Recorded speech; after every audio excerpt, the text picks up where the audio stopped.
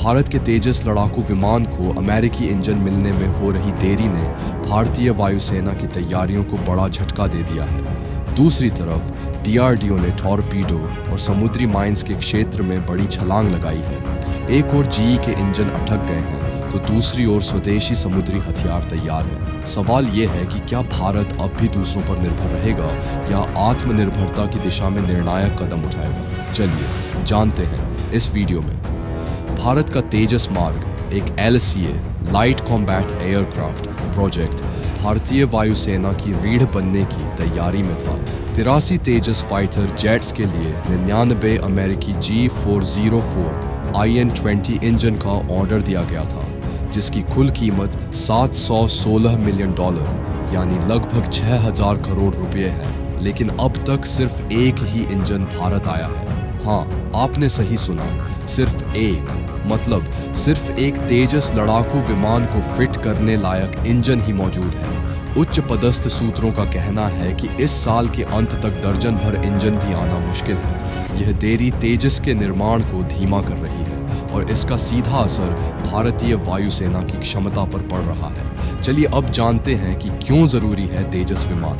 दरअसल भारतीय वायुसेना को करीब 42 स्क्वाड्रन की जरूरत है, लेकिन फिलहाल उसके पास सिर्फ 31 स्क्वाड्रन ही है। हर स्क्वाड्रन में 18 से 20 विमान होते हैं। राफेल डिलीवरी पूरी हो चुकी है और MiG-21 जैसे पुराने फाइटर विमानों को हटाना जरूरी हो गया है।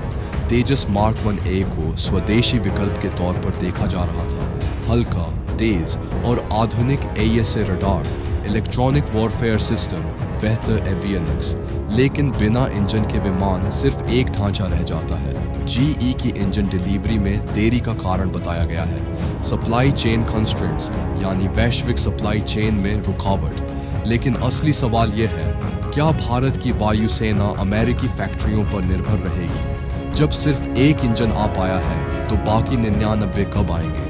भारत को अब खुद सोचना होगा, या तो स्वदेशी इंजन पर निवेश बढ़ाया जाए, या रूस और फ्रांस जैसे देशों से टेक्नोलॉजी ट्रांसफर की जाए, या अमेरिका पर दबाव डाला जाए ताकि सप्लाई सुचारू हो। अब बात करते हैं DRDO की। जहां एक तरफ वायुसेना इंतजार में है, वहीं DRDO ने नौसेना के लिए शानदार हथियार तैयार कर दिए हैं। पहला है नया लाइट वेट टॉरपीडो, जिसका वजन 320 किलो है और यह दुश्मन की पनडुब्बियों को नष्ट करने में सक्षम है। यह जल्द ही डिफेंस प्रोक्योरमेंट बोर्ड के सामने रखा जाएगा। दूसरा है मल्टी इन्फ्लुएंस ग्राउंड माइन, जो दुश्मन के जहाज और पनडुब्बियों को खत्म करने में सक्षम है। यह एक साथ कई तकनीकें इस्तेमाल करता है, ध्वनि, चुंबकीय और प्रेशर बेस्ड डिटेक्शन।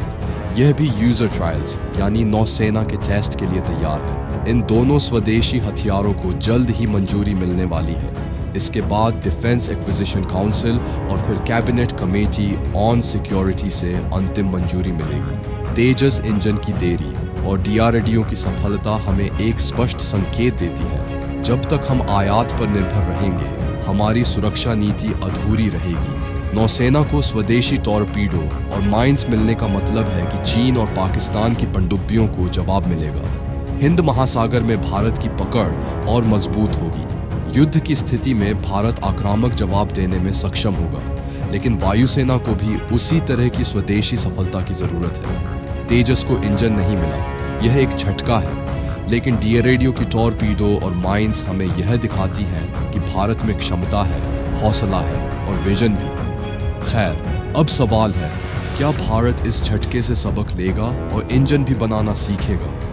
क्योंकि युद्ध के मैदान में इंतजार करने वालों को नहीं, बल्कि तैयारी करने वालों को जीत मिलती है।